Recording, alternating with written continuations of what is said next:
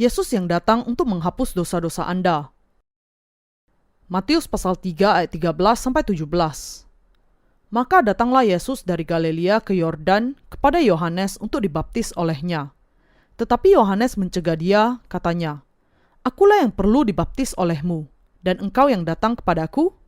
Lalu Yesus menjawab, katanya kepadanya, "Biarlah hal itu terjadi, karena demikianlah sepatutnya kita menggenapkan seluruh kehendak Allah."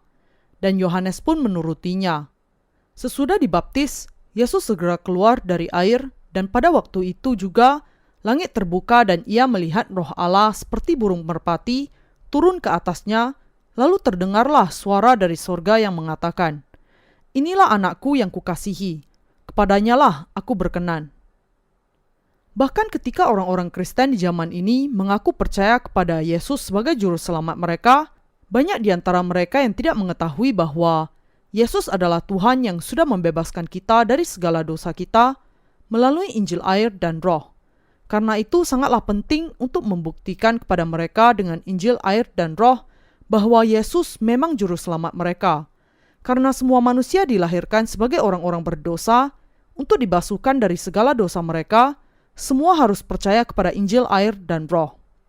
Dengan kata lain, untuk dilahirkan kembali, mereka harus percaya pada Injil air dan Roh, dan hanya ketika mereka percaya demikian, barulah mereka bisa bertemu dengan Tuhan. Apakah kita bisa menerima pengampunan atas dosa-dosa kita atau tidak, sangat bergantung kepada apakah kita mengenal dan percaya kepada Yesus Kristus dengan benar. Bagi kita, kunci yang terpenting untuk mencapai kebenaran pengampunan dosa adalah memahami dan percaya kepada Tuhan dan apa yang Tuhan telah lakukan. Ketika Yesus bertanya kepada murid-muridnya, "Apa katamu, siapakah aku ini?" Petrus menjawab dengan mengatakan, "Engkau adalah Mesias, Anak Allah yang hidup." Bahwa Petrus mengakui iman yang benar itu adalah karena dia dituntun dan diajar oleh Allah Bapa untuk sampai kepada pemahaman ini. Sekarang, kita juga harus sampai kepada pemahaman yang benar akan Injil air dan Roh, dan seperti Petrus, kita harus bisa membuat pengakuan iman yang benar kepada Tuhan kita. Apa yang harus kita semua pahami di sini adalah kebutuhan untuk memahami dan percaya bahwa baptisan Yesus dan curahan darahnya di atas kayu salib adalah dengan tepat korban yang dibuat oleh Tuhan untuk bisa memikul dosa-dosa kita dan dihukum atas dosa-dosa ini. Ketika kita percaya dengan cara yang demikian, kita bisa dibebaskan sepenuhnya dari segala dosa kita. Firman Allah dibagi ke dalam dua bagian, Perjanjian Lama dan Perjanjian Baru. Perjanjian Baru adalah penggenapan dari nubuat-nubuat yang dijanjikan di dalam Perjanjian Lama, dan juga merupakan catatan yang menuliskan pernyataan-pernyataan nubuat tentang dunia baru yang akan datang, yang sudah dijanjikan oleh Tuhan kepada murid-muridnya. Dunia yang baru ini akan segera digenapi bagi kita oleh Yesus Kristus. Perjanjian Lama juga adalah firman Allah yang benar, yang mencatat tentang nubuat mengenai keselamatan manusia, bahwa Anak Allah akan datang ke bumi ini, dan sebagaimana tangan ditumpangkan ke atas kepala binatang korban di masa Perjanjian Lama, dan kemudian darahnya dicurahkan, Dia akan menanggung ke atas dirinya semua dosa dunia sekali untuk selamanya, melalui baptisan dari Yohanes Pembaptis, mencurahkan darahnya dengan mati di atas kayu salib, dan dengan itu menyelamatkan semua orang berdosa di dunia ini dari dosa-dosa mereka.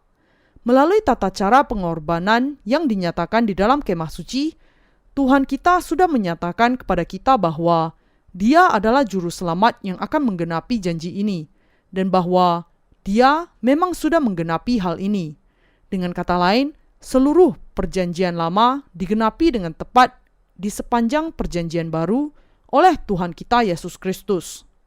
Yesus sudah memberikan kepada kita Injil air dan Roh yang benar, sehingga ketika kita percaya kepadanya sebagai juru selamat kita, kita semua akan memahami dengan benar dan mempercayai bahwa Sang Juru Selamat yang sudah dinubuatkan kedatangannya di dalam Perjanjian Lama itu adalah Tuhan kita Yesus Kristus.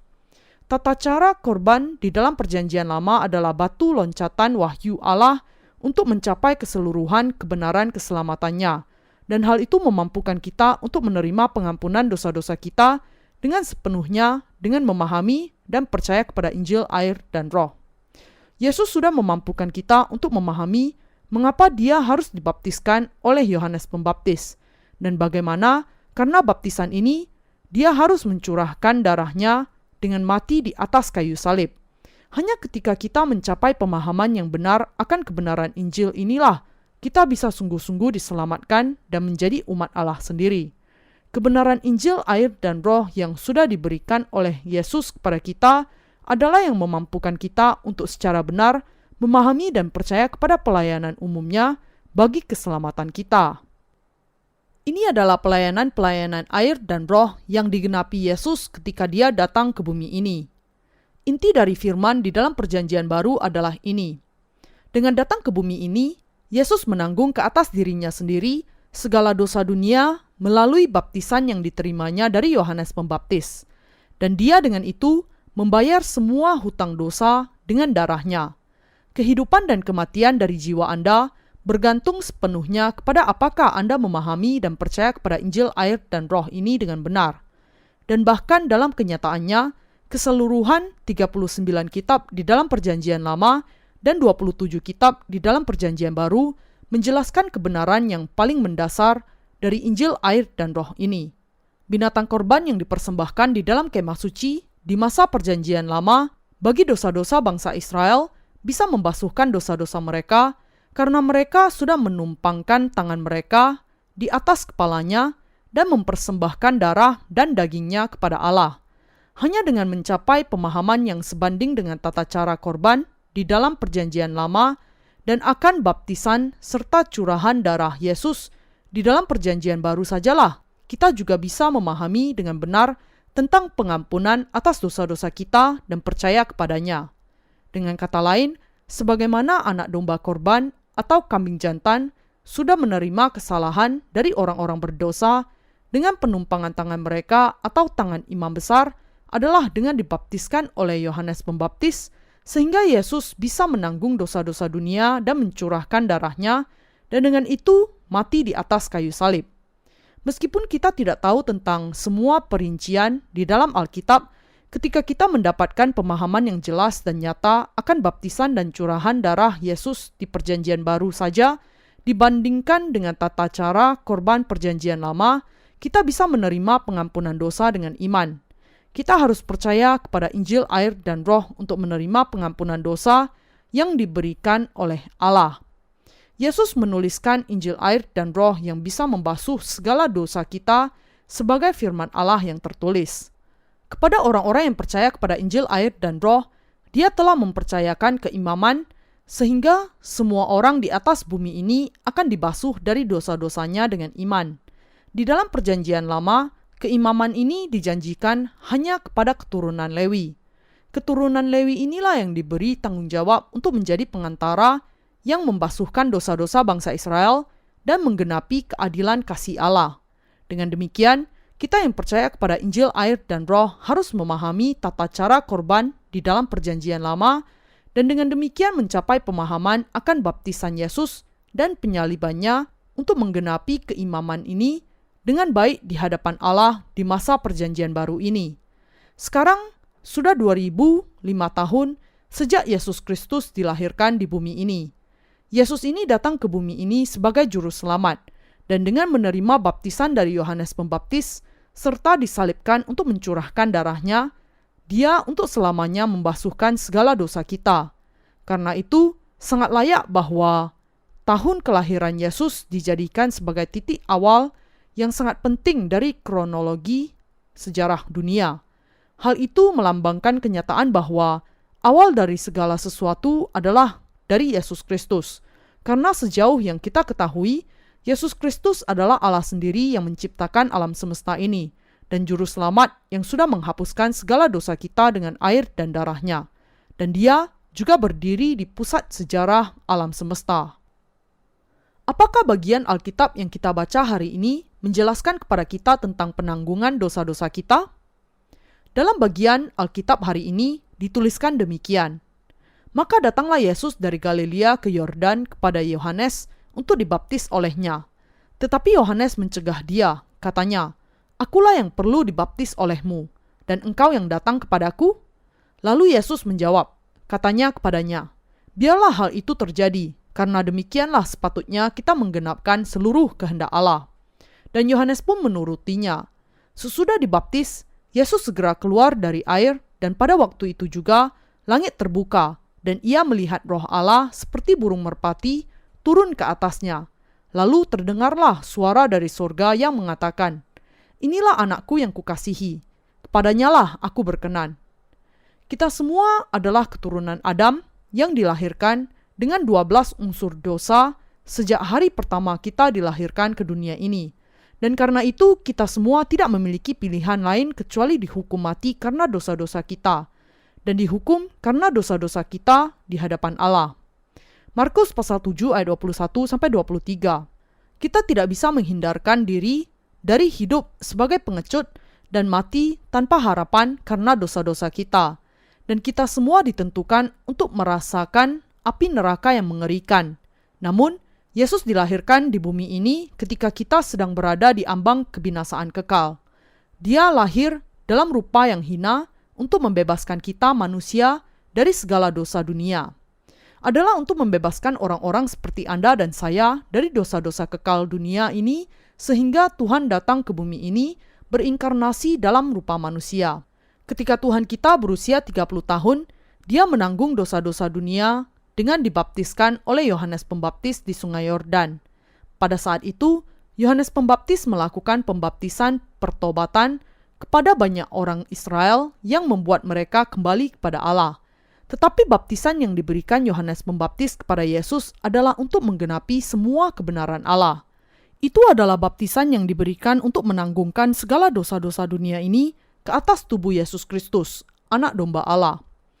Yohanes Pembaptis adalah wakil dari umat manusia. Matius pasal 11 ayat 11. Dan dia adalah nabi yang terakhir dari perjanjian lama. Imam yang sah menurut Alkitab yang dilahirkan dari keturunan imam besar. Dan dengan demikian melayani sebagai imam besar terakhir dari masa perjanjian lama.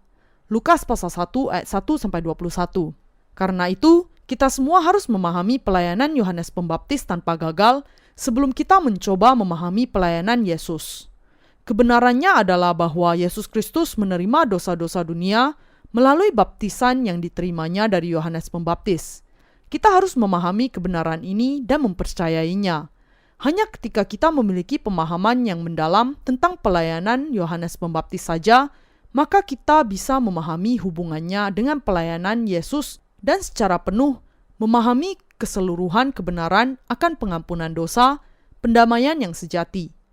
Perjanjian Lama dan Perjanjian Baru menuliskan nubuat yang sangat jelas dan keterangan yang sangat terperinci mengenai pelayanan Yohanes Pembaptis.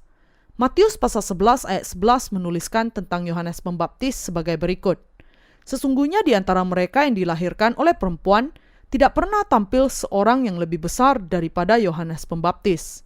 Dalam pasal 3 dan 4 dari kitab Malayaki, di dalam perjanjian lama, dinubuatkan bahwa Allah akan mengutus Elia. Malayaki pasal 4 ayat 5 mengatakan, "Sesungguhnya aku akan mengutus Nabi Elia kepadamu menjelang datangnya hari Tuhan yang besar dan dahsyat itu," yang diikuti dengan ayat 6. Maka ia akan membuat hati bapa-bapa berbalik kepada anak-anaknya dan hati anak-anak kepada bapa-bapanya, supaya jangan aku datang memukul bumi sehingga musnah.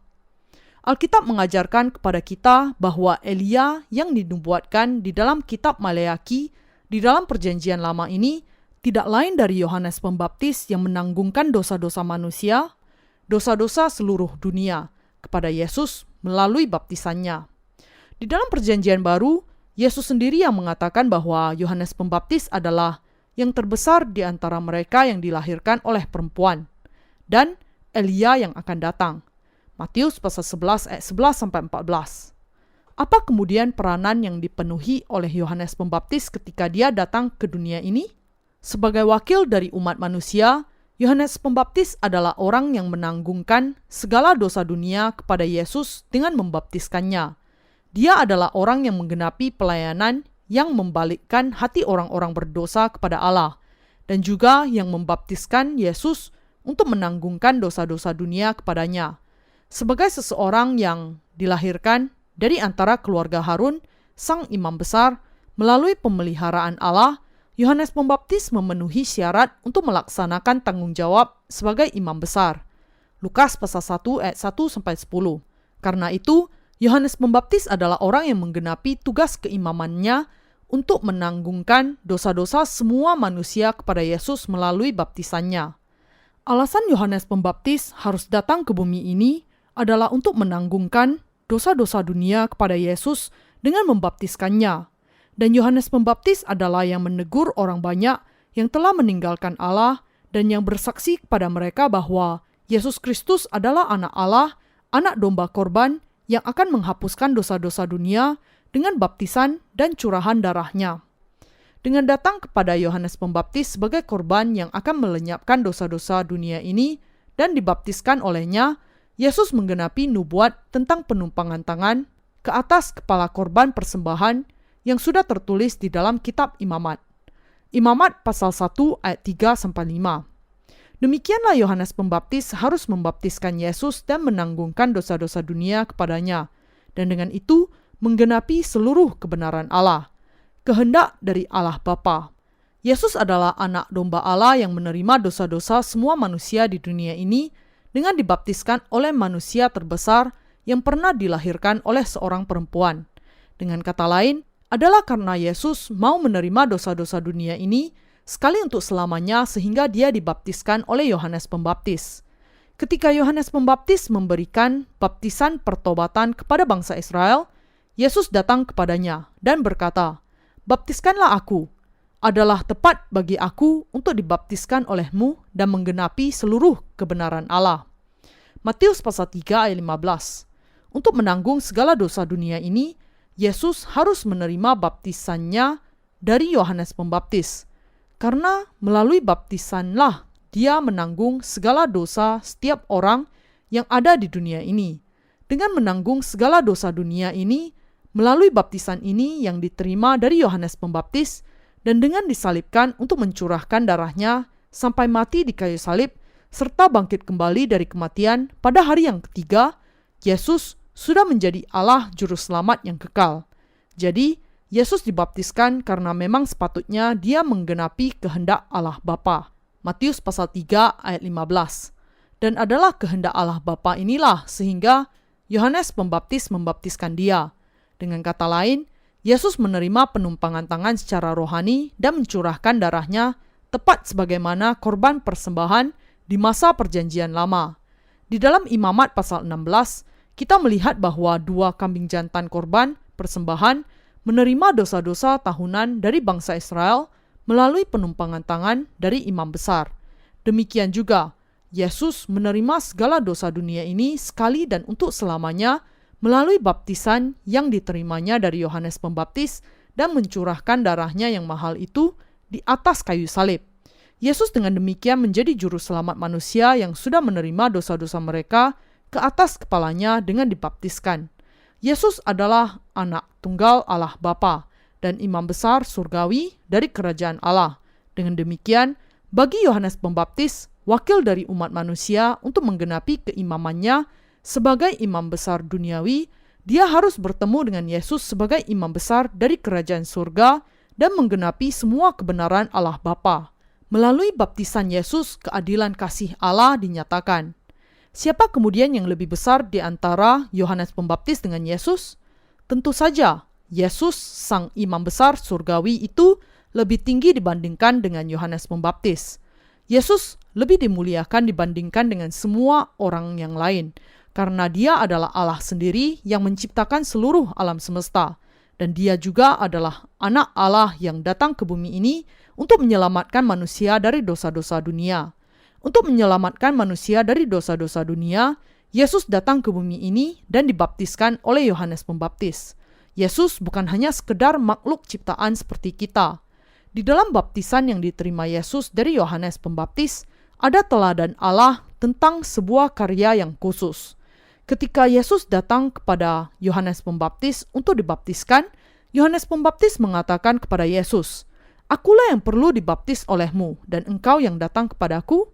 Sebagaimana yang kita lihat, Yohanes Pembaptis pada awalnya menolak untuk menanggungkan segala dosa kepada Yesus dengan membaptiskan dia.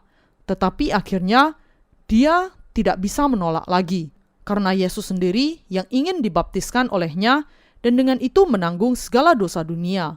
Jadi, Yesus memerintahkan kepada Yohanes Pembaptis agar membaptiskannya dengan mengatakan, "Biarlah hal itu terjadi, karena demikianlah sepatutnya kita menggenapkan seluruh kehendak Allah." Matius pasal 3 ayat 15. Sebelum Yesus Kristus dibaptiskan oleh Yohanes Pembaptis, orang-orang bukan Yahudi dan orang-orang Yahudi semuanya memiliki dosa di hati mereka masing-masing. Dan karena itu, mereka tidak bisa menghindar dari hukuman dan kebinasaan karena dosa-dosa mereka. Kita tahu dengan pasti bahwa manusia adalah makhluk yang lemah yang tidak bisa menghindar dari kebinasaan karena melakukan dosa di hadapan Allah di dunia ini. Inilah sebabnya Yesus menanggung ke atas dirinya semua dosa dunia dengan dibaptis oleh Yohanes Pembaptis. Tuhan kita harus menggenapi karya ini melalui Yohanes Pembaptis. Agar Yesus bisa menanggung ke atas dirinya segala dosa manusia, dia harus menerima dari Yohanes Pembaptis baptisan yang akan menggenapi seluruh kebenaran Allah. Biarlah hal itu terjadi, karena demikianlah sepatutnya kita menggenapkan seluruh kehendak Allah. Matius pasal 3 ayat 15. Di sini, seluruh kehendak adalah pasan, dikaiosune dalam bahasa Yunani. Kata dikaiosune ini berarti keadaan yang paling baik, atau kebenaran, atau kewajaran. Sebagaimana korban persembahan di dalam perjanjian lama sudah menghapuskan segala dosa bangsa Israel dengan menanggung semua dosa itu, di dalam perjanjian baru, Yesus membasuhkan segala dosa seluruh manusia dengan datang ke bumi ini dan menanggung semua dosa itu ke atas dirinya sendiri dengan dibaptiskan oleh Yohanes Pembaptis. Pada dasarnya, Yesus datang ke bumi ini sebagai anak domba Allah dan dengan menjadi korban persembahan bagi dosa-dosa kita sendiri, Dia sudah membebaskan kita dari dosa-dosa dunia ini. Alasan mengapa Sang Juru Selamat menjadi manusia dan meminta untuk dibaptiskan oleh Yohanes Pembaptis terletak pada penggenapan dari seluruh kebenaran Allah. Yesus mengatakan, "Biarlah hal itu terjadi, karena demikianlah sepatutnya kita menggenapkan seluruh kehendak Allah." Secara rohani ini berarti sangat tepat bagi aku untuk menanggung ke atas diriku sendiri dosa semua manusia sekali untuk selamanya dengan dibaptiskan olehmu dan membasuh semuanya. Ini juga berarti bahwa baptisan yang diterima Yesus dari Yohanes Pembaptis adalah penggenapan dari penumpangan tangan di masa perjanjian lama, yang juga berarti bahwa Yesus sungguh-sungguh menerima dosa-dosa manusia sekali untuk selamanya. Karena itu, kita semua harus memiliki iman yang memahami dan percaya kepada kebenaran yang dinyatakan di dalam baptisan yang diterima oleh Yesus. Kita harus memahami hasil dari baptisan yang diterima Yesus dari Yohanes Pembaptis dan curahan darahnya di atas kayu salib. Dan kita harus memahami serta percaya kepada hal itu dengan cara yang benar. Gereja Presbyterian memberikan versi ringkas untuk baptisan, di mana para anggotanya dibaptiskan bukan dengan cara sepenuhnya diselamkan ke dalam air, tetapi dengan dipercik di dalam nama Bapa, Anak, dan Roh Kudus. Di dalam kitab suci, baptisan jenis yang demikian dilakukan di tempat-tempat yang sulit mendapatkan air, seperti di padang pasir. Cara inilah sebagai contoh yang dipakai oleh Filipus ketika dia membaptiskan sida-sida dari Ethiopia itu. Tetapi ketika Yesus dibaptiskan oleh Yohanes Pembaptis, dia berdiri di sungai Yordan pada kedalaman pinggangnya. Baptisan yang diterima oleh Yesus dari Yohanes adalah baptisan di mana Yohanes Pembaptis menumpangkan kedua tangannya ke atas kepala Yesus, menyelamkan dia ke dalam air, dan kemudian mengangkat dia kembali. Baptisan ini sama dengan penumpangan tangan di dalam perjanjian lama, di mana imam besar menanggungkan dosa-dosa bangsa Israel dengan meletakkan kedua tangannya ke atas kepala korban. Baptisan yang diterima oleh Yesus dari Yohanes Pembaptis adalah baptisan yang melaluinya dia menerima dosa-dosa dunia dengan menanggung semuanya. Apakah pentingnya kenyataan bahwa Yohanes Pembaptis meletakkan tangannya ke atas kepala Yesus untuk membaptiskan dia? Di dalam perjanjian lama, Upacara penumpangan tangan dilakukan di dalam kasus-kasus ini. 1. Untuk menanggungkan dosa-dosa seseorang ke atas korban persembahannya. Imamat pasal 1 ayat 1-10, pasal 4 ayat 1-25. 2. Untuk pengudusan hamba-hamba Allah. Bilangan pasal 8 ayat 10, pasal 27 ayat 18. Dan 3. Untuk mengembalikan kutuk kepada orang yang memberikan kutukan. Imamat pasal 24 ayat 14. Dalam kasus yang bagaimanapun, penumpangan tangan adalah cara untuk meletakkan sesuatu. Ketika seorang hamba ditahbiskan untuk menjadi pendeta, contohnya, para pendeta yang senior akan menumpangkan tangan mereka ke atas kepalanya, sebagai tanda bahwa kuasa dan karunia yang diberikan oleh Allah kepada mereka sekarang juga diberikan kepada pendeta yang baru itu. Ini berarti bahwa dengan penumpangan tangan, semua karunia dan kuasa yang sudah diberikan kepada pendeta senior itu sekarang dicurahkan juga kepada pendeta yang baru itu. Namun, kasus yang paling khas dari penumpangan tangan adalah dari tata cara korban yang dilakukan untuk menanggungkan dosa-dosa ke atas korban binatang. Dan sejalan dengan ini, alasan Yohanes Pembaptis menumpangkan tangan ke atas kepala Yesus adalah untuk menanggungkan segala dosa dunia. Inilah sebabnya sampai hari ini ketika para pendeta membaptiskan orang-orang percaya, mereka pasti menumpangkan tangan mereka ke atas kepala mereka. Mengapa hal ini dilakukan? Hal itu melambangkan iman mereka untuk menunjukkan bahwa mereka percaya bahwa Yesus menanggung dosa-dosa dunia melalui baptisannya. Maka mereka dibaptiskan. Sebagai juru selamat, Yesus menanggung segala dosa dunia dengan dibaptiskan oleh Yohanes Pembaptis yang menjadi wakil umat manusia. Ini sama seperti imam besar di Perjanjian Lama menanggungkan dosa-dosa bangsa Israel ke atas korban dengan cara menumpangkan tangannya ke atas kepalanya. Imamat pasal 16 ayat 11. Sesudah dibaptiskan oleh Yohanes Pembaptis, wakil umat manusia, Yesus diselamkan ke dalam air dan kemudian keluar dari air itu. Secara rohani, ini melambangkan kenyataan bahwa karena Yesus menanggungkan ke atas dirinya segala dosa dunia sekali untuk selamanya dengan dibaptiskan oleh Yohanes Pembaptis, dia akhirnya akan mati di kayu salib, bangkit dari kematian lagi, dan dengan itu menjadi juru selamat yang sempurna.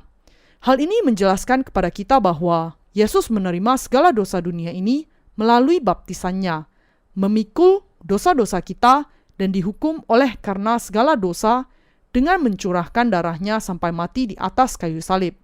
Singkatnya, baptisan Yesus dengan penumpangan tangan itu melambangkan bahwa dia menerima segala dosa dunia, diselamkannya dia ke dalam air, melambangkan kematiannya di atas kayu salib, dan keluarnya dia dari air, melambangkan kebangkitannya.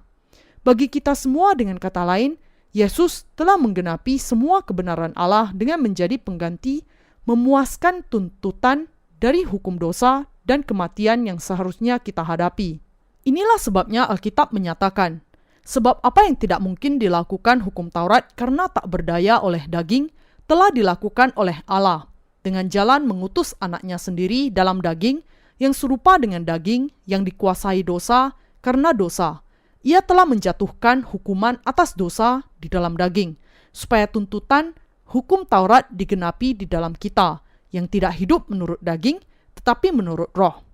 Roma pasal 8 ayat 3-4. Pada saat ini ketika Yesus keluar dari air, Allah Bapa membuka pintu gerbang surga dan mengatakan, "Inilah anakku yang kukasihi, kepadanyalah aku berkenan." Matius pasal 3 ayat 17. Allah sudah merencanakan untuk menghapuskan segala dosa manusia melalui anaknya sebelum penciptaan. Dan karya ini digenapi oleh anaknya dengan datang ke bumi ini, menanggung dosa-dosa manusia dengan dibaptiskan oleh Yohanes Pembaptis, mencurahkan darahnya di atas kayu salib sampai mati, dan dengan itu secara sempurna membebaskan orang-orang yang percaya dari dosa. Dengan dibaptiskan dan mencurahkan darahnya, Tuhan kita menggenapi seluruh kehendak Allah sekali untuk selamanya.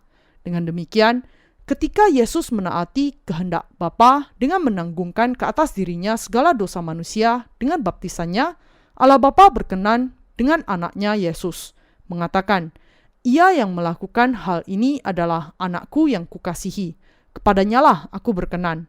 Inilah sebabnya orang-orang Kristen harus percaya kepada baptisan yang diterima Yesus dari Yohanes Pembaptis, dan juga kepada darah Yesus yang ditumpahkan di atas kayu salib sebagai penghukuman bagi segala dosa kita.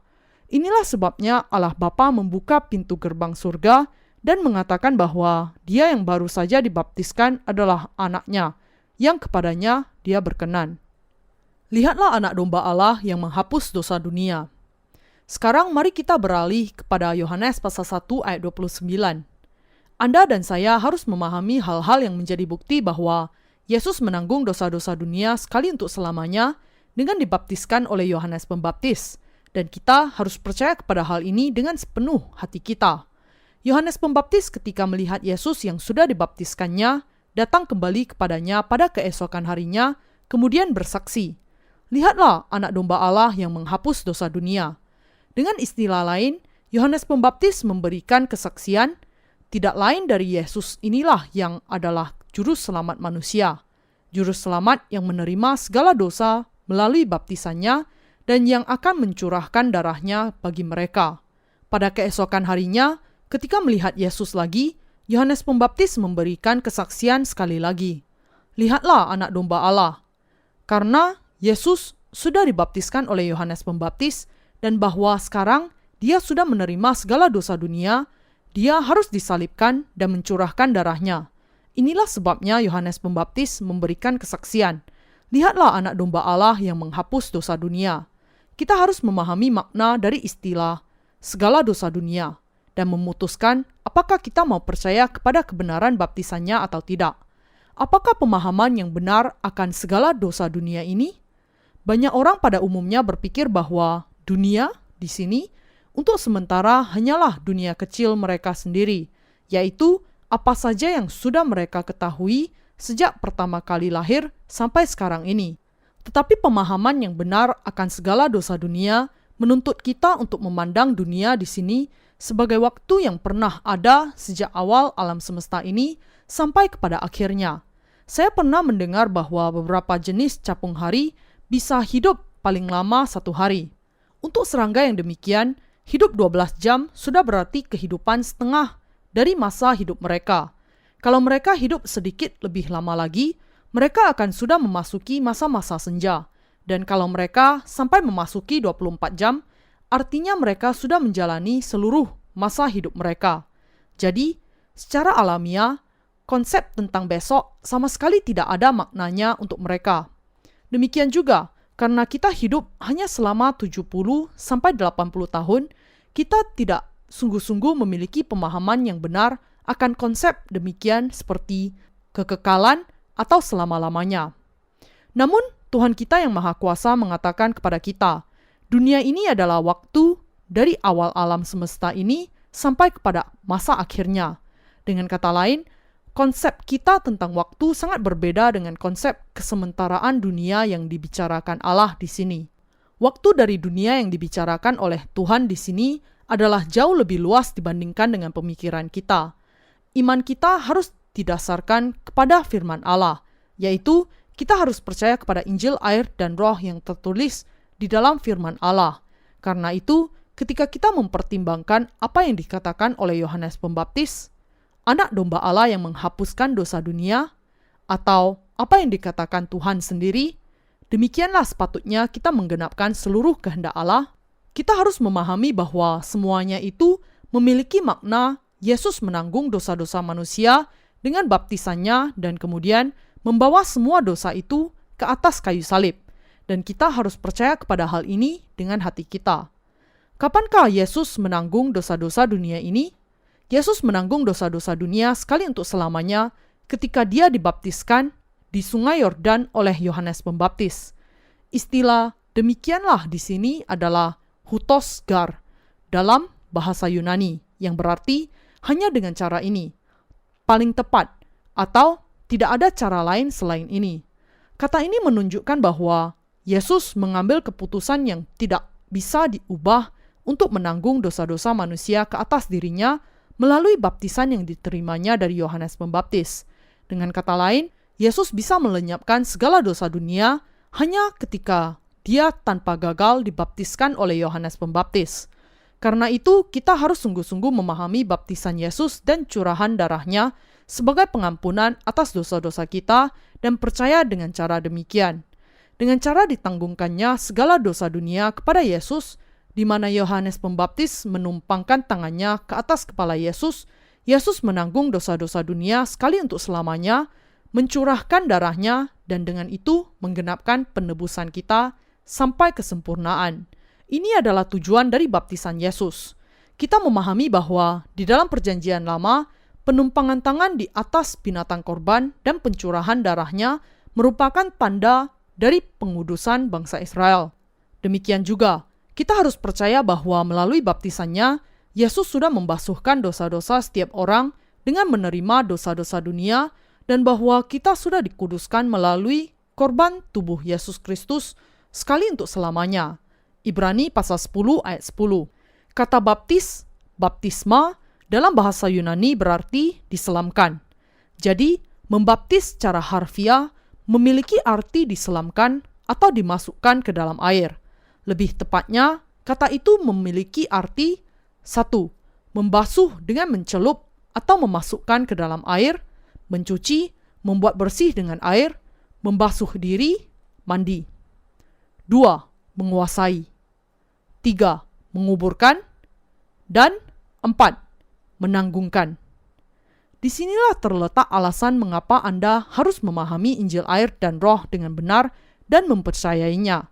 Pertama-tama, segala dosa Anda sudah ditanggungkan kepada Yesus melalui baptisan yang diterimanya dari Yohanes Pembaptis. Karena Yesus menerima segala dosa dunia kita melalui baptisannya, semua orang yang percaya kepada hal ini sekarang tidak lagi memiliki dosa. Karena dengan dibaptiskan, Yesus sudah membasuhkan segala dosa dunia, tidak ada lagi dosa apapun. Yesus adalah anak domba Allah yang menanggung dosa-dosa dunia ini.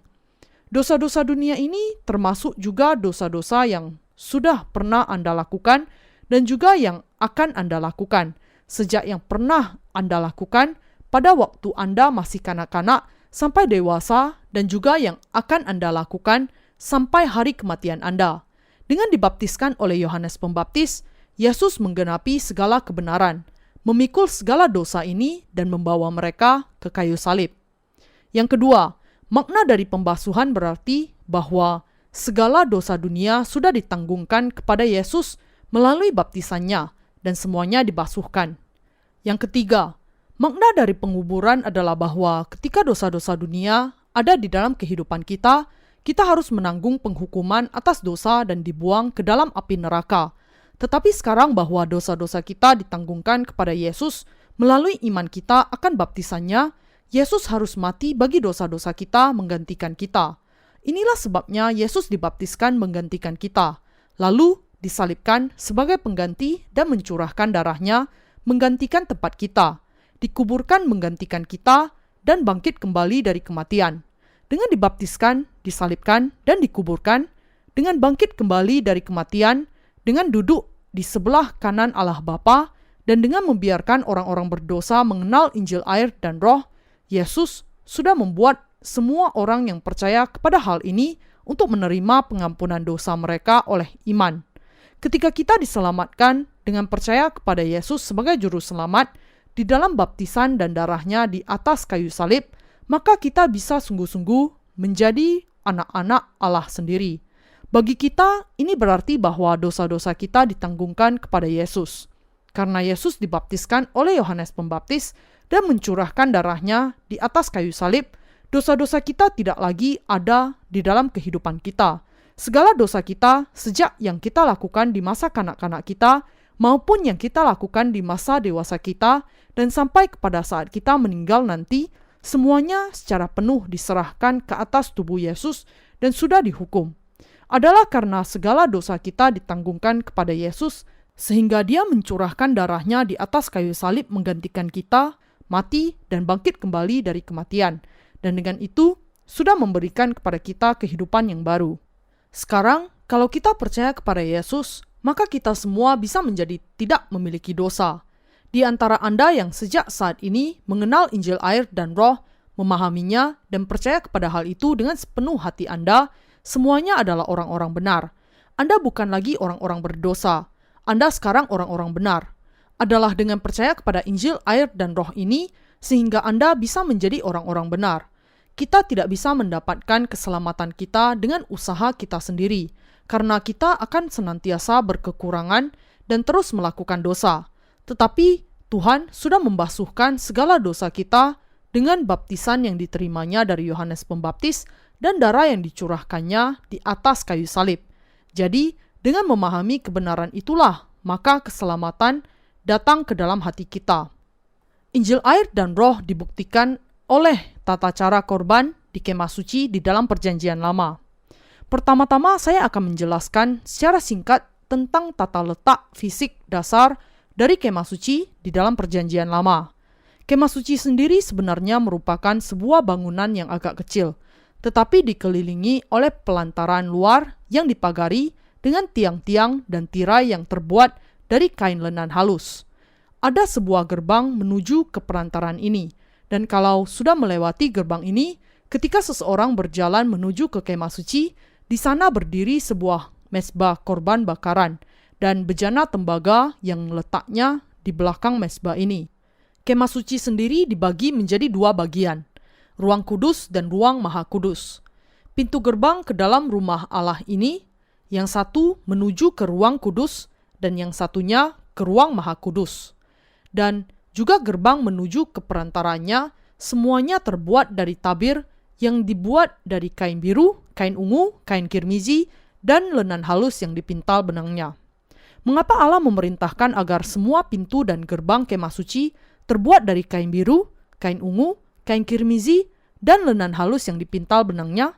Alasannya adalah karena melalui semuanya itu, Allah menubuatkan mengenai kedatangan Yesus ke bumi ini, menanggung dosa-dosa dunia sekali untuk selamanya melalui baptisan yang akan diterimanya melalui Yohanes Pembaptis dan disalibkan serta mencurahkan darahnya.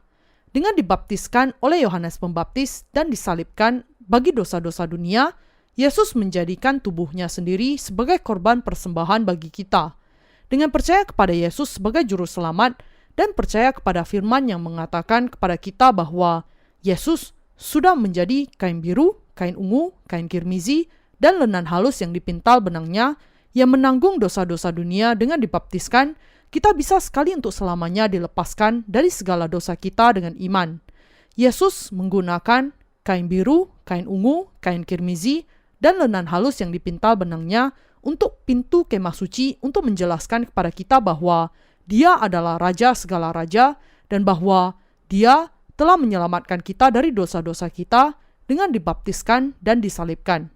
Kain biru, kain ungu, kain kirmizi, dan lenan halus yang dipintal benangnya yang dipakai untuk tirai kemah suci tidaklah lain dari gambaran untuk keselamatan yang menjelaskan kepada kita bahwa Tuhan sudah menyelamatkan kita dengan sempurna. 1 Petrus pasal 3 ayat 21. Inilah sebabnya jika kita mau membuka gerbang perantaran kemah suci dan memasukinya, kita akan melihat bejana tembaga setelah mezbah korban bakaran. Mezbah korban bakaran menunjukkan kepada kita tentang hukum keadilan Allah yang mendahului hukum keselamatannya, bahwa manusia ditentukan untuk mati satu kali, dan sesudah itu dihakimi. Melalui mezbah korban bakaran ini, dengan kata lain, Allah menunjukkan kepada kita sebelumnya bahwa kita akan dihukum oleh karena dosa-dosa kita. Kalau kita sungguh-sungguh percaya kepada Yesus sebagai juru selamat, maka kita harus menyadari bahwa di dalam Perjanjian Lama, agar bangsa Israel bisa diselamatkan dari segala dosa mereka dan hukuman atas dosa-dosa itu, mereka harus menanggungkan dosa-dosa mereka kepada korban persembahan dan kemudian membunuhnya di dekat mezbah.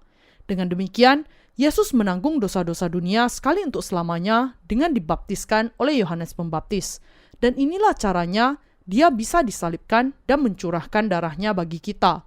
Dengan datang ke bumi ini, Tuhan kita menanggung dosa-dosa kita dengan dibaptiskan oleh Yohanes Pembaptis dan menanggung semua penghukuman dosa kita sekali untuk selamanya.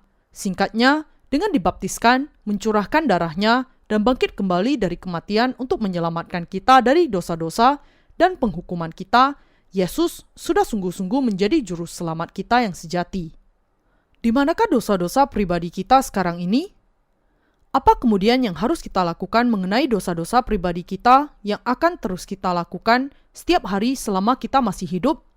Saudara dan saudari, kalau kita ingat setiap hari bahwa segala dosa kita ditanggungkan kepada Yesus ketika Dia dibaptiskan di Sungai Yordan, yaitu kalau kita senantiasa percaya kepada firman Injil air dan Roh dengan hati kita, maka kita akan tetap menjadi tidak berdosa. Mengapa? Karena Yesus yang mengetahui bahwa kita akan melakukan dosa setiap hari, menanggung segala dosa dunia dengan dibaptiskan oleh Yohanes Pembaptis, membawa semuanya ke kayu salib, mencurahkan darahnya saat mati, bangkit kembali dari kematian, dan menghapuskan semua dosa itu sekaligus. Namun, kebenaran keselamatan ini, kebenaran Injil air dan Roh, hanya berkesan kalau kita sungguh-sungguh memahami dan percaya akan hal itu dengan segenap hati kita.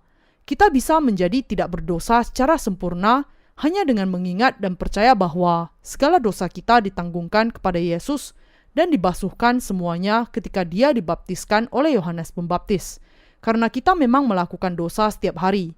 Kita sudah dibasuh dari segala dosa asal kita dan dosa pribadi kita dengan iman kita kepada Injil air dan Roh.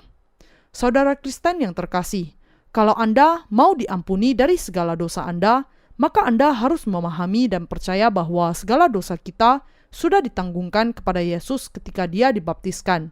Dan Anda harus senantiasa merenungkan firman Injil yang benar, khususnya setiap kali Anda melakukan dosa tindakan.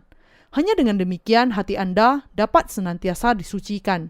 Dan hanya dengan itu saja Anda memenuhi syarat untuk melayani karya kebenaran Allah. Injil air dan Roh menjelaskan kepada kita bahwa segala dosa kita ditanggungkan kepada Yesus ketika Dia dibaptiskan oleh Yohanes Pembaptis, dan bahwa Dia dihukum untuk semua dosa itu di atas kayu salib. Adalah melalui Injil air dan Roh, Alkitab menjelaskan kepada kita mengenai pengampunan dosa. Kita semua harus memperhatikan dan percaya kepada firman Allah sebagai kebenaran. Kalau Anda percaya kepada Injil air dan Roh, maka akan mustahil bagi Anda untuk memiliki dosa. Kalau kita sungguh-sungguh percaya kepada Yesus Kristus sebagai juru selamat, maka kita adalah orang-orang beriman yang percaya bahwa Yesus menanggungkan ke atas dirinya segala dosa dunia. Dosa apapun itu melalui baptisan yang diterimanya dari Yohanes Pembaptis. Baptisan yang diterima Yesus dari Yohanes Pembaptis sudah membuat semua orang menjadi tidak berdosa, sebagaimana yang dituliskan di dalam surat Roma. Jadi sama seperti oleh ketidaktaatan satu orang, semua orang telah menjadi orang berdosa, demikian pula oleh ketaatan satu orang, semua orang menjadi orang benar. Roma pasal 5 ayat 19. Saat kita hidup di dunia ini, kita melakukan dosa setiap hari. Apakah segala dosa kita sudah ditanggungkan kepada Yesus? Segala dosa kita sudah ditanggungkan ke atas tubuh Yesus sejak zaman dahulu, lebih dari 2000 tahun yang lalu. Apakah dosa-dosa yang kita lakukan karena kelemahan kita di masa yang akan datang juga ditanggungkan kepada Yesus, dan apakah Dia dihukum atas dosa-dosa yang itu juga? Memang benar sekali demikian. Apakah ini kemudian berarti bahwa kita boleh saja melakukan segala macam dosa sekehendak hati kita? Bukan demikian. Bahkan mereka yang sudah dilahirkan kembali melalui Injil air dan Roh juga tentu saja masih cenderung untuk terus melakukan dosa karena kelemahan mereka. Namun, mereka tetap bisa memelihara kesucian hati setiap saat dengan merenungkan Injil air dan Roh yang benar. Manusia lebih banyak melakukan dosa yang diakibatkan karena kelemahan mereka, dan bukannya karena mereka dengan sengaja melakukan dosa itu. Karena itu, ketika orang-orang yang percaya kepada Injil air dan Roh mengalami kelemahan mereka, mereka tidak bisa tidak mengucap syukur kepada Tuhan, bahkan lebih lagi, dengan memperbaharui iman mereka kepada baptisan dan curahan darahnya. Karena Tuhan sudah membasuh segala dosa mereka dengan baptisannya dan darahnya di atas kayu salib dan dihukum bagi mereka. Sekarang mereka sudah tidak memiliki dosa lagi. Namun, mereka justru dengan sengaja berusaha untuk secara sukarela memberitakan kebenaran ini kepada orang-orang lain. Dengan melakukan hal itu, hati kita akan semakin bersukacita. Lalu, bagaimana dengan Anda? Apakah Anda percaya bahwa untuk menghapuskan segala dosa Anda, Yesus datang ke dunia ini dibaptiskan oleh Yohanes Pembaptis, mencurahkan darahnya sampai mati, dan bangkit kembali dari kematian? Ya, kita mengucapkan syukur kita kepada Yesus yang datang untuk menghapuskan dosa-dosa kita secara sempurna. Dan Dia memang telah membuat semua dosa itu benar-benar lenyap sekali untuk selamanya. Di dalam kitab suci Perjanjian Lama, masuk ke dalam gerbang perantaranya dan melewati mezbah korban bakaran, kita kemudian akan sampai ke tempat di mana bejana pembasuhan berada. Meskipun ukuran dan batas-batas dari semua perabotan yang lain di dalam kemah suci ditentukan, tidak ada ukuran terbatas yang jelas disebutkan untuk bejana pembasuhan tembaga ini. Secara rohani, ini melambangkan kenyataan bahwa dengan dibaptiskan dan mencurahkan darahnya, Yesus sudah menghapuskan segala dosa kita tanpa ada batas yang terukur. Dengan demikian, bejana pembasuhan memiliki kemanjuran yang tidak terbatas untuk membasuhkan segala dosa kita.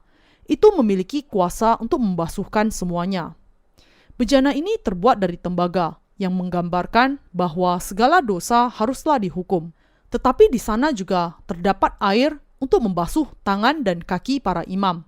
Ini menjelaskan bahwa Tuhan sudah sepenuhnya membasuhkan segala dosa dunia dengan dibaptiskan.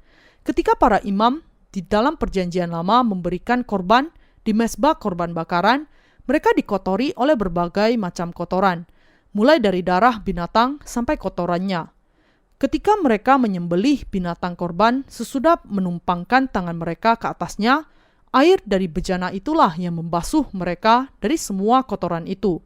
Seperti ini, bejana pembasuhan tembaga ini menggambarkan baptisan Yesus yang sudah membasuhkan segala kotoran dosa. Semua dosa-dosa pribadi kita yang kita lakukan di dunia ini sudah dihapuskan melalui baptisan Yesus. Inilah yang dinyatakan di dalam bejana pembasuhan tembaga. Dengan percaya kepada kebenaran ini, kita bisa diampuni dari segala dosa kita dan senantiasa hidup dengan hati nurani yang bersih sampai selama-lamanya. Berapa kali Yesus dibaptiskan oleh Yohanes Pembaptis untuk menanggung dosa-dosa dunia ini? Dia dibaptiskan hanya satu kali. Dengan menerima baptisan dari Yohanes Pembaptis hanya sekali, Yesus telah selamanya membasuh segala dosa dunia ini dengan sempurna. Mengapa dia dibaptiskan hanya satu kali? Karena Yesus adalah anak Allah yang kekal yang memiliki kuasa untuk menerima segala dosa dunia sejak awal sampai akhirnya, sekali untuk selamanya dengan baptisannya. Sebagaimana yang dikatakan Yesus, "Akulah Alfa dan Omega." Dia adalah Allah yang kekal. Karena Yesus adalah anak dari Allah yang hidup selamanya, dia bisa menggenapi keselamatan kekal darinya sekali untuk selamanya. Dia datang ke dunia ini satu kali, menanggung dosa-dosa dunia sekaligus, dengan dibaptiskan oleh Yohanes Pembaptis satu kali, disalibkan dan mencurahkan darahnya satu kali, dan dengan itu membasuhkan segala dosa kita sekaligus.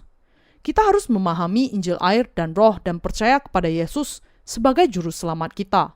Adalah dengan dibaptiskan satu kali, itulah Yesus sudah menghapuskan dosa-dosa dunia. Dosa-dosa Anda ditanggungkan kepada Yesus sekali untuk selamanya ketika dia dibaptiskan. Dengan dibaptiskan satu kali, Yesus menggenapi segala kebenaran Allah yang menghapuskan dosa-dosa dunia. Anda harus memahami bahwa segala dosa Anda ditanggungkan kepada Yesus melalui baptisannya, dan Anda juga harus percaya ini. Anda tidak akan rugi apapun dengan mempercayai hal ini. Adalah dengan iman kita kepada Injil air dan roh sehingga kita bisa menerima pengampunan dosa-dosa kekal kita. Kalau Anda mendapati diri Anda meminta Yesus mengampuni dosa-dosa Anda setiap hari, maka Anda harus memahami bahwa Anda belum dilahirkan kembali, dan Anda harus memahami kebenaran Injil air dan roh, dan Anda harus percaya kepada Yesus sebagai juru selamat yang benar, sekali lagi, sesuai dengan Injil ini. Para pendeta di seluruh dunia yang sudah salah paham akan baptisan Yesus juga harus percaya kepadanya sekali lagi. Banyak pendeta yang tidak memiliki pemahaman yang benar akan Injil air dan roh yang telah membasuhkan dosa-dosa mereka. Bagaimana kemudian ada kemungkinan bagi mereka untuk menolong orang-orang lain untuk menerima pengampunan dosa ketika mereka sendiri belum menerimanya? Kalau secara kebetulan Anda sudah berpura-pura menjadi orang suci hanya dengan perbuatan dan penampilan saja, sementara hati Anda masih penuh dosa, maka Anda hanyalah sekedar orang-orang beragama munafik dan anak-anak kebinasaan. Orang tidak akan bisa menerima pengampunan dosa dengan pertolongan Anda. Namun, jiwa Anda bisa dibebaskan dari segala dosa Anda ketika Anda bisa membedakan kebenaran keselamatan dari agama yang palsu di dunia ini dengan iman yang percaya kepada Injil, air, dan Roh. Hanya ketika Anda bisa sungguh-sungguh memahami Injil, air, dan Roh, firman Allah yang memberikan kehidupan, dan percaya kepada hal itu dengan segenap hati Anda, maka dosa-dosa Anda akan bisa dibasuhkan. Namun banyak sekali orang yang masih tetap mengabaikan kenyataan bahwa dosa-dosa dunia ditanggungkan kepada Yesus ketika dia dibaptiskan oleh Yohanes Pembaptis. Karena itu, Anda sendiri harus terlebih dahulu dengan rendah hati menerima Injil, air, dan Roh ke dalam hati Anda dengan percaya di dalamnya. Yesus mengatakan, biarlah hal itu terjadi, karena demikianlah sepatutnya kita menggenapkan seluruh kehendak Allah. Matius pasal 3 ayat 15. Yesus menggenapi seluruh kehendak Allah ketika dia dibaptiskan. Melalui baptisan yang diterimanya, Yesus menerima segala dosa dunia. Dengan baptisan ini, segala dosa Anda juga diterima oleh Yesus. Bukankah Anda juga orang-orang di dunia ini? Tentu saja. Apakah dosa-dosa Anda tidak termasuk ke dalam segala dosa dunia? Tentu saja. Kalau Anda memahami hal ini, Anda bisa dibebaskan melalui kebenaran bahwa Yesus memikul segala dosa Anda dengan dibaptiskan. Untuk menyadari bahwa Anda adalah orang-orang berdosa yang ditentukan untuk dihukum karena dosa-dosa Anda adalah suatu batu loncatan yang menuntun Anda untuk menyadari bahwa Juru Selamat Anda yang sebenarnya adalah Yesus Kristus sendiri. Sudahkah Anda masuk ke dalam Kristus?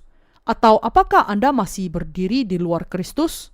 Anda harus sungguh-sungguh memahami di mana Anda sekarang berada. Anda adalah orang-orang di dunia ini. Apakah semua dosa Anda kemudian ditanggungkan kepada Yesus atau tidak? Tentu saja. Apakah kemudian Anda mengakui bahwa orang Kristen yang mengatakan, Tuhan, saya masih orang berdosa, adalah orang-orang yang belum dilahirkan kembali?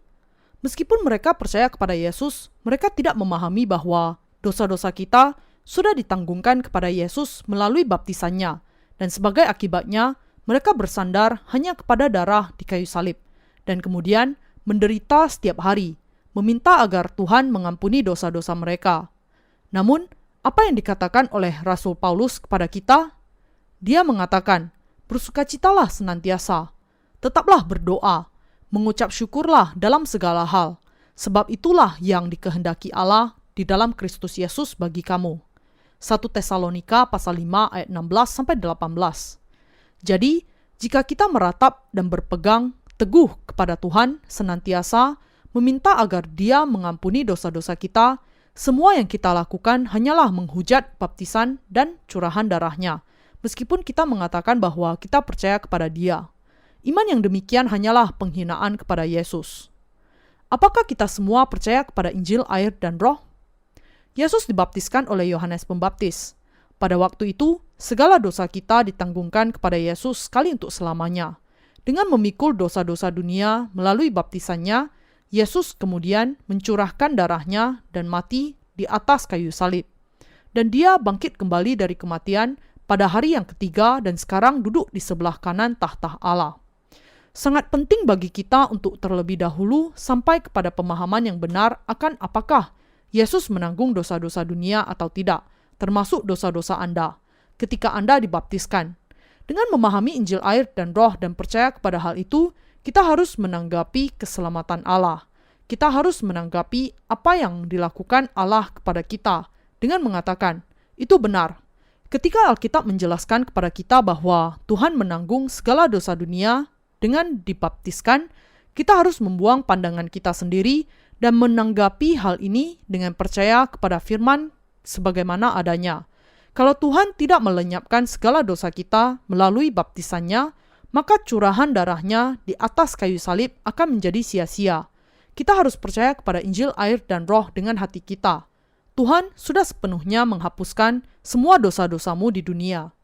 Iman dan keselamatan tidak bergantung kepada usaha Anda sendiri. Keselamatan Anda dari dosa bergantung pada apakah Anda memiliki iman yang percaya kepada Injil, air, dan Roh yang telah diberikan Yesus kepada kita. Apakah Anda memahami bahwa Injil air dan roh adalah satu-satunya Injil yang benar? Dan apakah Anda sekarang mau mengakui kebenaran ini di dalam hati Anda? Kalau demikian, Anda harus mengakui dengan mengatakan demikian. Tuhan, sampai hari ini saya belum memahami bahwa Engkau memikul dosa-dosa dunia sekali untuk selamanya dengan dibaptiskan. Saya salah memahami dan salah percaya. Tetapi saya bersyukur kepadamu karena membuat saya memahami saat ini bahwa saya sudah salah paham akan keselamatanmu. Sekarang saya telah memahami dan mengenal kebenaran air dan roh. Saya percaya di dalamnya dan bersyukur kepadamu untuk itu. Anda juga harus memahami Injil air dan roh, memahami bahwa Injil itu adalah untuk Anda sendiri dan menerimanya di dalam hati Anda sebagaimana adanya. Senantiasa memahami keselamatan sebagaimana adanya di dalam hati Anda adalah inti dari iman ini. Dan inilah iman yang didasari kepada pemahaman yang benar akan Yesus. Iman yang memampukan Anda untuk menerima Dia di dalam hati Anda. Dan percaya kepada kebenaran ini adalah jalan bagi Anda untuk menjadi anak-anak Allah sendiri. Iman yang akan menebus Anda dari semua dosa Anda. Apakah pemahaman Anda akan Injil air dan roh dan bagaimana sebenarnya Anda percaya di dalamnya?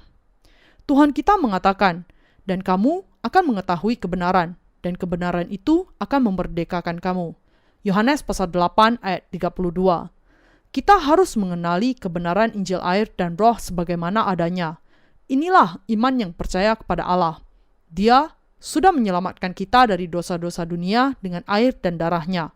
Karena Dia sudah menyelamatkan kita dari dosa-dosa dunia dengan air dan roh, mereka yang benar-benar percaya kepada hal ini di hadapan Allah memang akan dilahirkan kembali. Apakah Anda masih berhutang? Yesus mengatakan di dalam Yohanes pasal 3 bahwa kalau seseorang tidak dilahirkan dari air dan roh, dia tidak akan masuk ke dalam kerajaan surga atau melihatnya. Dilahirkan kembali dari air dan roh hanya bisa dimungkinkan ketika kita percaya kepada baptisan Yesus, darahnya di atas kayu salib, dan kebenaran bahwa Dia adalah anak Allah dan juru selamat kita. Apakah Anda percaya kepada Injil air dan roh? Mari kita andaikan bahwa ada seseorang yang memiliki hutang sejumlah $500,000. Bunganya saja sudah terlalu banyak untuk dia tanggungkan. Bagi seorang pekerja biasa, hutang semacam ini jauh di luar kemampuan mereka untuk melunasinya. Orang itu juga tidak akan bisa membayar kembali hutangnya, dan karena itu dia akan bangkrut dan melarikan diri saja. Tetapi meskipun dia melarikan diri ke suatu tempat lain dan bekerja keras berusaha untuk melunasi hutangnya, apakah dia memang sungguh-sungguh akan dapat membayar bunga dari hutang itu, apalagi membayar pokok hutangnya? Lalu, pemberi hutang kemudian pergi kepada penandatangan itu untuk mendapatkan seluruh uangnya kembali. Tetapi penandatangan itu pun tetap tidak memiliki cara untuk melunasinya. Jadi, pemberi hutang yang memang agak kejam pergi kepada orang tua si penghutang, memberikan berbagai macam ancaman untuk memaksa mereka membayar kembali uangnya. Orang tuanya tidak tahan dengan hal itu dan memutuskan untuk membayar hutang itu.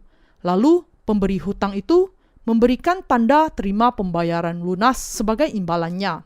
Sesudah membayar lunas hutang itu, maka sang ayah mulai mencari anaknya, yang pasti sedang mengalami penderitaan baik dalam fisik maupun pikirannya.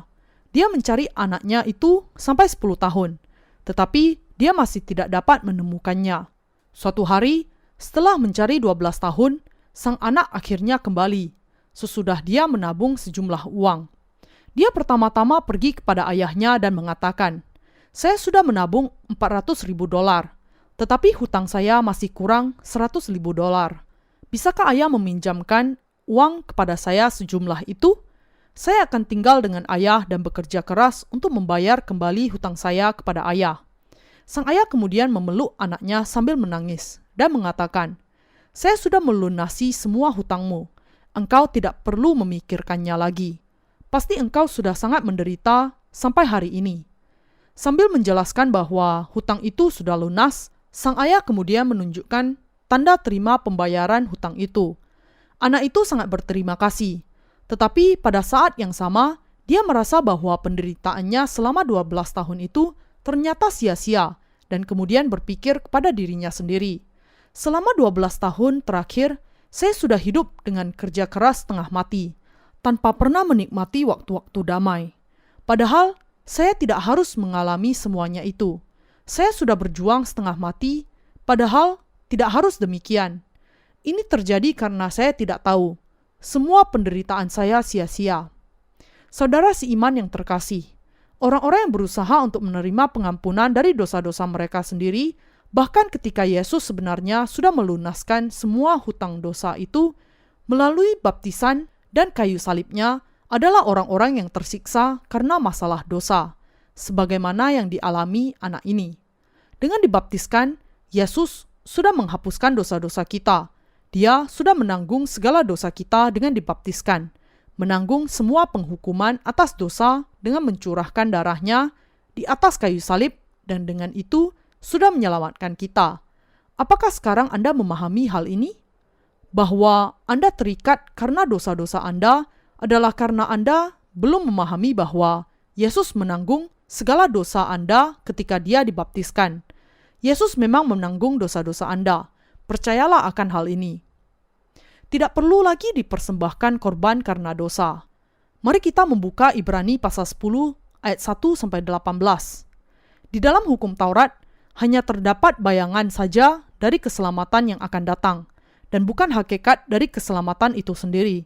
Karena itu, dengan korban yang sama, yang setiap tahun terus-menerus dipersembahkan, hukum Taurat tidak mungkin menyempurnakan mereka yang datang mengambil bagian di dalamnya.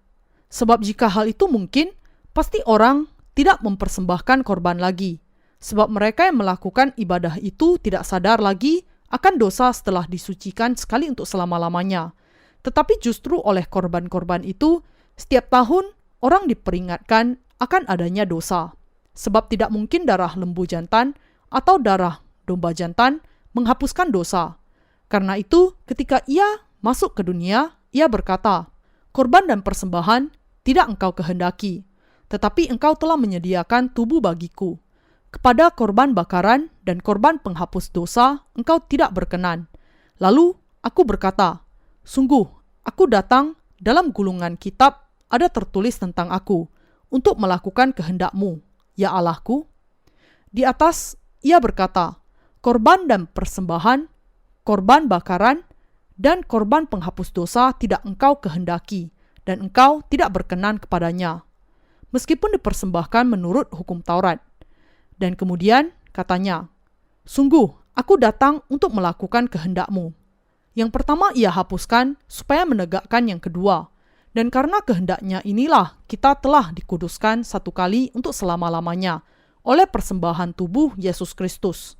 Selanjutnya, setiap imam melakukan tiap-tiap hari pelayanannya dan berulang-ulang mempersembahkan korban yang sama sekali tidak dapat menghapuskan dosa. Tetapi ia setelah mempersembahkan hanya satu korban saja karena dosa, ia duduk untuk selama-lamanya di sebelah kanan Allah. Dan sekarang, ia hanya menantikan saatnya di mana musuh-musuhnya akan dijadikan tumpuan kakinya. Sebab oleh satu korban saja, ia telah menyempurnakan untuk selama-lamanya mereka yang ia kuduskan. Dan tentang hal itu, Roh Kudus juga memberi kesaksian kepada kita. Sebab setelah ia berfirman, "Inilah perjanjian yang akan kuadakan dengan mereka sesudah waktu itu," ia berfirman pula, "Aku akan menaruh hukumku di dalam hati mereka dan menuliskannya dalam akal budi mereka.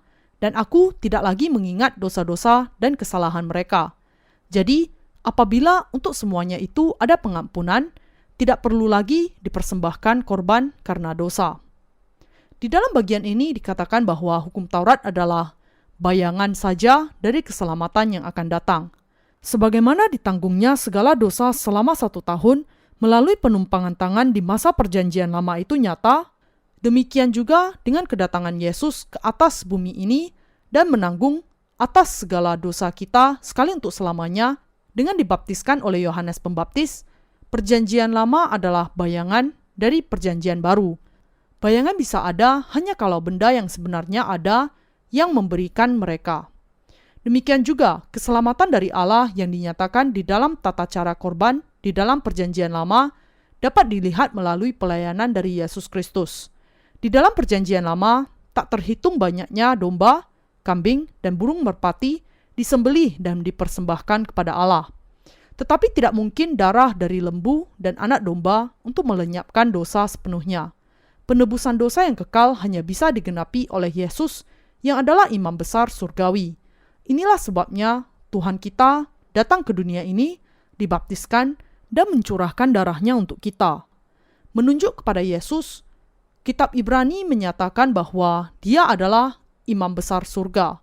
Di dalam perjanjian lama, imam besarlah yang membayar dosa-dosa bangsa Israel dengan mempersembahkan korban kepada Allah mewakili bangsa itu. Demikian juga, Tuhan kita datang sebagai imam besar dari surga. Sungguh, aku datang, dalam gulungan kitab ada tertulis tentang aku untuk melakukan kehendak-Mu, ya Allahku. Yesus datang untuk melakukan kehendak Allah Bapa. Menurut Anda, apakah kehendak Allah Bapa? Kehendak Allah Bapa adalah untuk menyelamatkan semua manusia dari dosa-dosa mereka. Sebenarnya tidak ada satupun manusia di planet ini yang bisa melakukan kehendak Allah Bapa.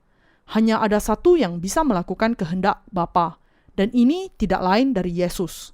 Karena Yesus menerima segala dosa manusia dan menghapuskan semuanya, karena ketaatan kepada kehendak Allah Bapa, Bapa sekarang bisa menerima semua orang yang percaya kepada anaknya untuk menjadi anak-anaknya sendiri. Ini adalah kehendak Allah Bapa. Kehendaknya, dengan kata lain, adalah untuk menghapuskan dosa-dosa kita. Mengikuti kehendak Allah Bapa, Yesus datang ke bumi ini, menanggung segala dosa dunia dengan dibaptiskan, mencurahkan darahnya dan mati di atas kayu salib, dan dengan itu memberikan kepada kita kehidupan yang baru. Inilah sebabnya Tuhan kita mengatakan di dalam Ibrani pasal 10 ayat 9, "Sungguh, aku datang untuk melakukan kehendak-Mu." Ayat 9 melanjutkan dengan mengatakan, yang pertama ia hapuskan, supaya menegakkan yang kedua. Tata cara korban di dalam hukum Taurat tidak bisa memberikan keselamatan yang kekal kepada manusia. Karena itu, Allah memberikan keselamatan kekal kepada mereka yang percaya kepada Injil, air, dan Roh, bukan kepada hukum Taurat. Bisakah kita membasuh dosa-dosa kita dengan melakukan perbuatan-perbuatan baik, atau dengan menaikkan doa-doa pertobatan, atau dengan memberikan persembahan yang banyak kepada gereja kita? Tidak satu pun dari semuanya itu yang bisa membasuhkan dosa-dosa kita. Kita sama sekali tidak akan bisa menerima pengampunan dosa-dosa kita melalui perbuatan baik kita. Inilah sebabnya Tuhan datang ke bumi ini untuk dibaptiskan dan mencurahkan darahnya. Ibrani pasal 10 ayat 10 mengatakan, "Dan karena kehendaknya inilah kita telah dikuduskan satu kali untuk selama-lamanya oleh persembahan tubuh Yesus Kristus." Dengan dibaptiskan satu kali, mati di kayu salib satu kali, dan bangkit dari kematian sekaligus, Yesus sudah menjadi juru selamat bagi kita yang percaya kepadanya. Saudara Kristen terkasih, itu adalah penting bagi Anda untuk memahami bahwa Anda tidak bisa menerima pengampunan dosa-dosa Anda melalui hukum Taurat. Tetapi sekali Anda percaya kepada air dan darah Yesus dan bahwa Dia adalah Allah sendiri, maka Anda akan bisa masuk ke dalam surga. Untuk melenyapkan segala dosa kita, Yesus memberikan korban yang kekal, yaitu tubuhnya sendiri dengan dibaptiskan dan mencurahkan darahnya. Dengan datang ke bumi ini, dibaptiskan, mati di atas kayu salib, dan bangkit dari kematian, Dia sudah menjadi juru selamat yang kekal. Apakah dosa-dosa Anda untuk selamanya ditanggungkan kepada Yesus ketika Dia dibaptiskan? Apakah ini sebabnya Yesus mengatakan, "Sudah selesai," ketika Dia mati di atas kayu salib? Sudahkah Allah meletakkan hukumnya, yaitu roh kehidupan, di dalam hati kita dan menghapuskan segala dosa kita? Apakah iman Anda diletakkan kepada Injil, air, dan Roh? Dengan percaya kepada Injil ini, apakah Anda sekarang menjadi orang-orang benar, atau apakah Anda masih orang berdosa? Anda semua adalah orang benar. Sebelum mendengar firman, Anda masih orang yang berdosa. Tetapi setelah mendengarnya, Anda sudah menjadi orang-orang benar, dan sudah menjadi manusia baru yang diperbaharui dalam pengetahuan. Kolose pasal 3 ayat 10. Lalu bagaimana kita bisa dibaptiskan ke dalam Yesus? Dengan percaya kepada pelayanan kebenaran Yesus di dalam hati kita, kita bisa dibaptiskan dengan Dia, mati dengan Dia, dan dihidupkan kembali dengan Dia. Inilah prinsip dasar iman yang percaya dengan hati. Saudara seiman yang terkasih, mari kita semua memahami bahwa Tidak ada jalan lain untuk masuk ke surga kecuali melalui iman. Mari kita semua memahami dan percaya kepada baptisan Yesus dan darahnya ini, dan bukan mengedepankan kebenaran kita sendiri. Dan dengan melakukan hal ini, mari kita semua dibasuhkan dari segala dosa kita. Dengan iman saya menaikkan ucapan syukur yang tak terhingga kepada Allah akan Injil air dan roh yang sudah diberikannya kepada kita melalui Tuhan kita. Adalah harapan dan doa saya yang paling tulus bahwa Anda semua sekarang ini juga sudah bisa memahami dan mengerti tanpa gagal akan Injil air dan roh sebagaimana yang dinyatakan di dalam Matius pasal 3 ayat 13-17. Dan percaya di dalamnya dengan hati Anda, sehingga Anda semua akan menjadi umat Allah sendiri. Kiranya semua berkat-Nya menyertai Anda.